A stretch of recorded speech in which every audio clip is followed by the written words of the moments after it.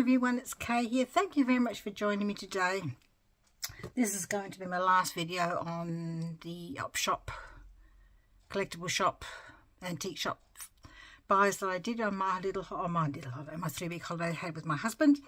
And these are the books that I found are quite old, so I thought I would share these with you in a separate video because it could take a while. I picked this up because it's really different. Like, there's a closure, and I reckon I did try it out. You go down there and you close the whole thing up. I thought, how different and unusual. I would love to know how to make them. Anyway, this is an old book for practicing your commercial typewriting, which I didn't do at school because I got put in a different class.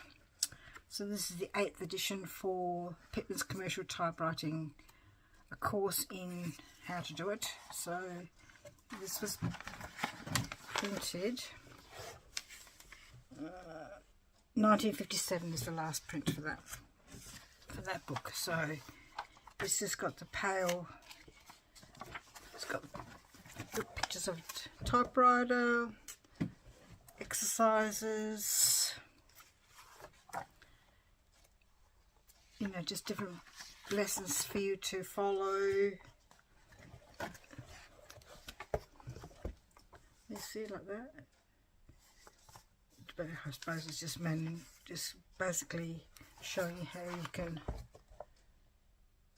giving you that in writing and typing it up so it looks something you can present maybe to somebody, a board or meeting or something like that. So yeah, look at that beautiful writing for a letter. So this goes on, on and on. It's got some types of letters. I have actually got one of these different kind of one, and it's a bit newer than this one. This one's a bit old. I just love the yellow pages. It talks about 4 shillings and 6pence, so it must be old because we don't have that kind of money anymore. Those examples would be great for my journal. Shorthand, I'm assuming that's shorthand. Do people do shorthand anymore, or do they just type everything? No idea. I think that was a good pickup. What was it? Can't remember what price it was. Did it have a price on it? Oh, $15, which I thought was alright. Look, it's got lots of pages in it. Love the cover. Might repurpose the cover. It's just really gorgeous. And then I picked this book up. This is not quite so old, but it's interesting because in the op shop that I looked at before this, I got the op shop this one from, they were asking $20 for this book, and I saw this one in an op shop for $5. I'm thinking, I'm picking that up because I've had it before because it's a matte finish book, and his illustrations are really fabulous. Robin Hills. I've used his pictures before. In fact, I've run out. So when I saw this for $5, I thought, yes, I'm getting this. This is 1970. So obviously some of them are just too big to put on tags and stuff, but they could be used as pages. So this one smells really musty. This one does. Ooh. I know you can get rid of mustiness by putting stuff in bicarbonate soda, but you'd have to find a big container. But yes, it's got lots of writing in it as well, and the pictures are just gorgeous. Really, really lovely. Perfect.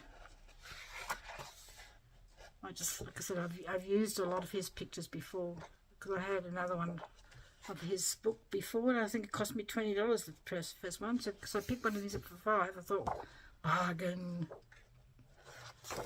Gorgeous, something gorgeous. So he was born in Brisbane in 1932 and grew up in England. He held his first exhibition in 1958, so he's possibly dead by now. No, possibly not. My mum still alive and I was born in 57, so Just gorgeous. Look at that owl. Isn't it lovely? You could cut that out and there'd be a perfect cover for an feature on the cover for an owl journal. Do I want to do one of those? I know Graulica Cellini has made owl journals. Then this one was in a op shop. I very rarely come across really old things in op shops, and if you do, they charge lots. But this one wasn't lots.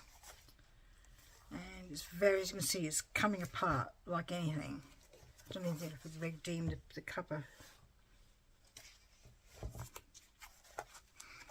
But I liked it because the pages are yellow and it's just all music. I have lots of music sheets already.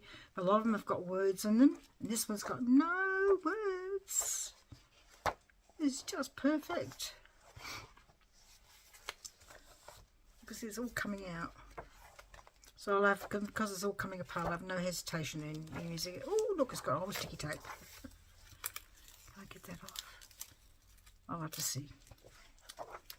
More there. Things we get excited about. Old sticky tape. Oh, isn't it gorgeous? It's just because there's no words, just lots of notes. Perfect. And what did I see at the front that I liked? A Mozart Sonata. And was it something else I saw at the front? Or perhaps just because I like the fact it was had no. Oh yeah, this one. This page. Isn't it beautiful? I just love that kind of stuff. I think it might be old enough to scan and use again. I can't really tell. It's number 485. Is it from Germany? Because that's, or Austrian or Dutch maybe. I don't know. I don't know those languages very well. But anyway, perfect. So what else did I get? I went into a bookshop and they had this in a packet, and I said to her, how much do you want for the, oh sorry, no, it's a different one. How much do you want for the these? And I said, there's no price on them. And she said, well, normally we have our packs of ephemera for $35. $35? $30? Yes, please. 1855. I mean, I'm not sure if this was printed in 1855, because if it was, it's in very good condition. I think it probably was in 1855, because what was the point in printing it off afterwards? Ordered by the council to be printed by 1855. So 1855. This is from 1862. It's just bank stuff. 1864. All this bank stuff, all the pages. Oh, look, the pages are gorgeous. And you've got the big double pages. These are double pages, these ones. Oh, have they not been cut properly? I don't know. It's actually folded out to have a look at. Can I do that? No, I can't. It's got a thread through it, so I'd have to do that carefully, because I reckon these are all being folded in and folded so you can fold them out. This is from 1867. Oh yes, of course. Look, see, it's been tied together with string. I didn't notice at the front, but yeah, it looks just two whole pamphlet stitch. Wow. Oh, it's just for some 1870. It's just oodles of them. 1860, 1875, 1881, 1888. This one's got staples in it, old staples in it. And I guess, like I said, I just picked it up because it's got tables in there.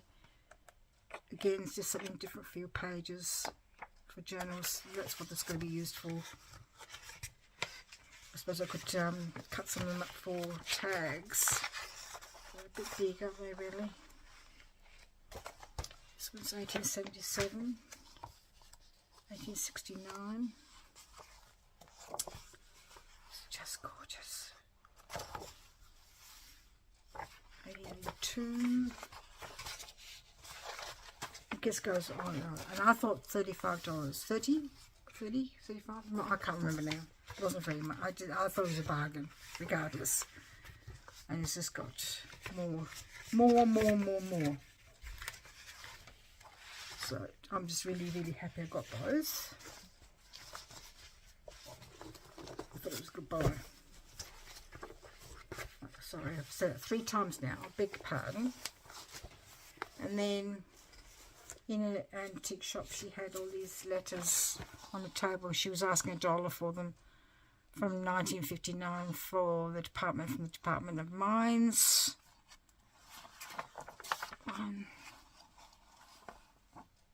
This is another one from 1958. This one is from Government Good Base Metals. So these are all business letters. I love this one. Dear Sir, Mr. Spencer Jones, who is now stationed at Bendigo, will call in to the Bullangarook Post Office on Friday morning and will make himself available for an inspection of your workings. Department of Mines. Yours faithfully, Chief Government Geologist, 1958. So they're actually a year younger than me. This was 2 years younger than me. So that's pretty old. So I thought, for $1 each, I thought, well, why not? And then my find of the whole trip.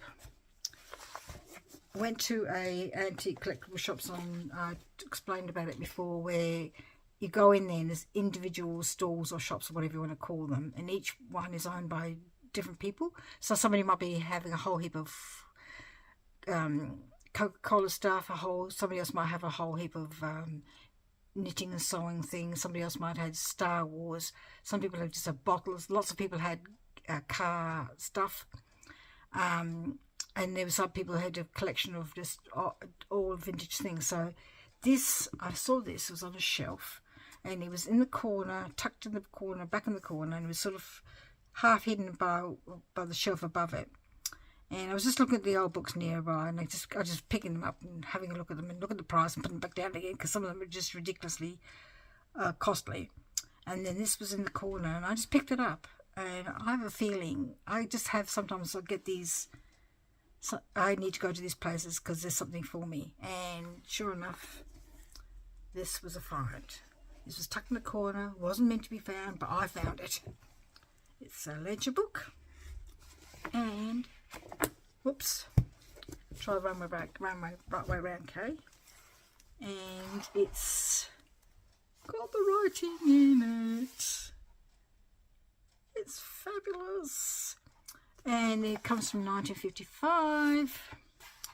And I couldn't quite work out, but somebody suggested it was a rent book, so I tried to find like a pattern for names, but somebody who was really interested in the Junk Journal Youngsters Down Under group, they looked at the information they could see that I showed with a magnifying glass and found out, yes, it is a event book because names are similar across a period of time.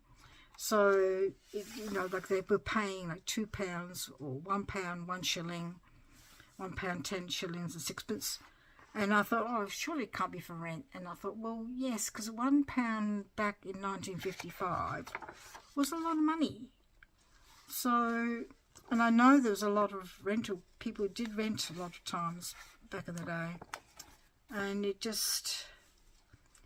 there's no name on the book.